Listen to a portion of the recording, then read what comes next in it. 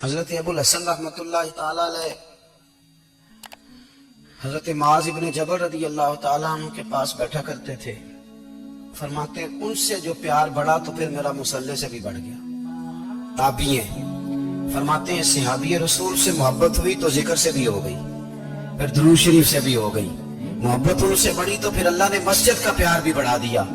آپ فرماتے ہیں کہ میری ہر وقت طبیعت چاہتی تھی کہ بس اللہ اللہ کروں, بس اللہ اللہ کروں, بس نہ میں ذرا تھوڑی جان چھڑاؤں لوگوں سے, کوئی 10 منٹ ملے تو میں کچھ 4 نفل پڑھ لوں, میں تھوڑا سا نہ بچوں لوگوں سے, اور مجھے تسبیح ملے تو میں نہ 400-500 دفعہ استغفار پڑھوں, سبحان اللہ, الحمدللہ, اللہ اکبر, لا حول ولا قوت الا باللہ, میں نہ تسبیحات پڑھوں. فرماتے ہیں کہ بچے تھے گھر میں 6-7, غربت تھی, کام ملتا کوئی نہیں تھا, اور میں کام چور نہیں تھا, کام ڈھونڈتا تھا, پر اللہ کی قدرت کے کام نہیں ملتا تھا.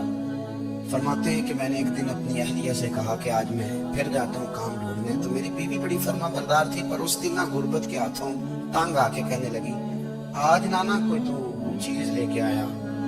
تو مجھ سے بچوں کی بھوک نہیں دیکھی جاتی, سب روگاں دا روگ محمد جس دا نام غریبی, کنڈ بلا کے لنگ جاندے نہیں دوست یار قریبی. آج نہ کچھ لے کے آیا تو میں بچے لے کے چلی جاؤں گی. شیخ فرماتے ہیں کہ میں بڑا پریشان گھر سے نکلا, پر میں نے صبح سے لے کے زور تک کام ڈھونڈا, کام ملا کوئی نہیں.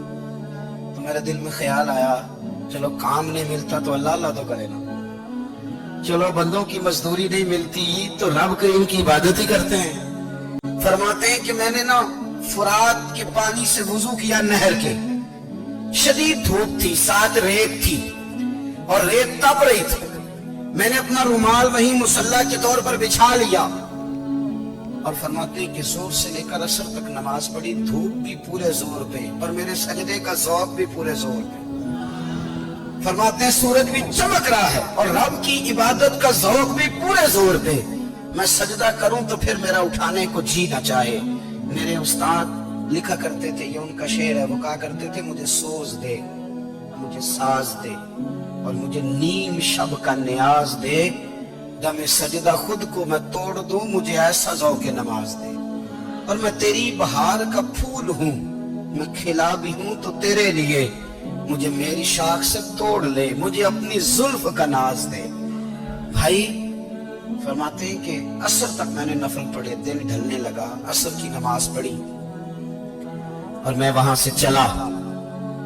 اب میں جب نکلنے لگا تو دل میں خیال آیا کہ چھوٹی چھوٹی دیواریں ہیں گھر کی, بغیر کچھ لیے جاؤں گا تو بیوی دور سے دیکھے گی تو شور کرے گی کہ پھر خالی ہاتھ آ گیا ہے. کہتے میں نے اپنے اسی رومال میں جس میں میں نے نماز پڑھی تھی نا, رومال میں کیا آخر پنجابی جسافہ کہتے ہیں, اسی میں نا میں نے کچھ ریت بھر لی کہ وہ دور سے دیکھے گی تو سمجھے گی کچھ لے کے آیا ہے. چلو جا کے اسے بتا دوں گا کہ آج پھر مزدوری نہیں ملی.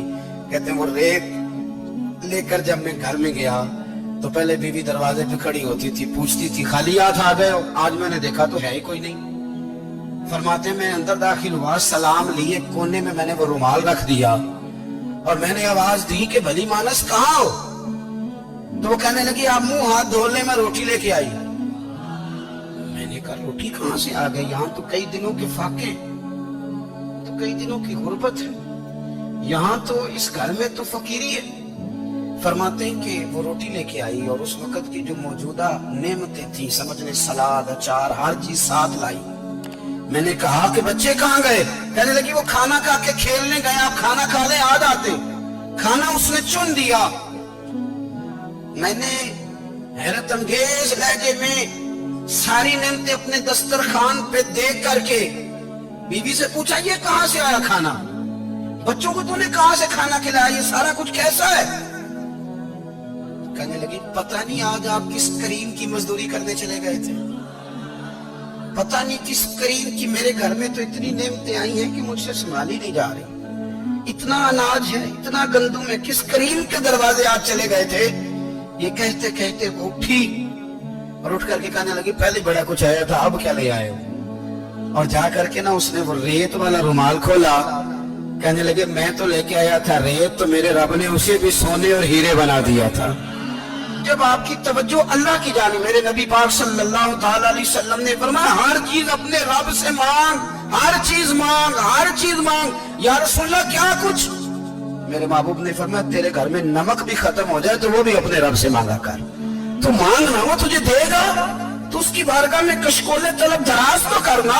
और तिरमिज़ी शरीफ में अजीब लफ्ज है, रसूल कायनात ने फरमाया, रब करीम फरमाते हैं जब मेरा बंदा हाथ उठाता है ना तो मुझे हया आती है कि मैं खाली कैसे लौटा दूं इसके। इतने बड़े बादशाह की बारगाह में। ओ भाई, लोगों से इज्जतें तलाश करते हो तो वो क्या तुम्हें इज्जत देंगे? वो तो कल अच्छा कहते हैं, परसों बुरा कहने लग जाते हैं। लोगों के सामने गुड बुक में आना चाहोगे तो वो तो सवेरे तुम्हारे बारे में कुछ कहेंगे, शाम कुछ और कहेंगे।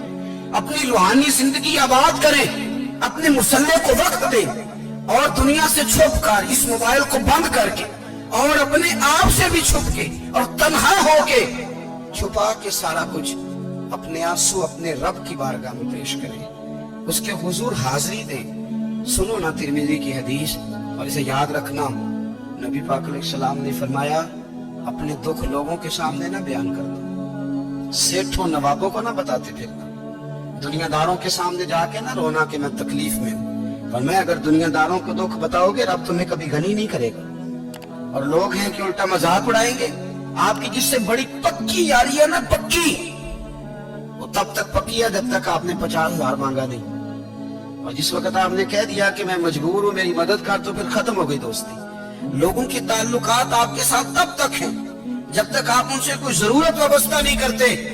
करीम आबू फरमाने लगे बंदों के सामने दुख ना बयान करना, अल्लाह तुझे कभी गनी नहीं करेगा।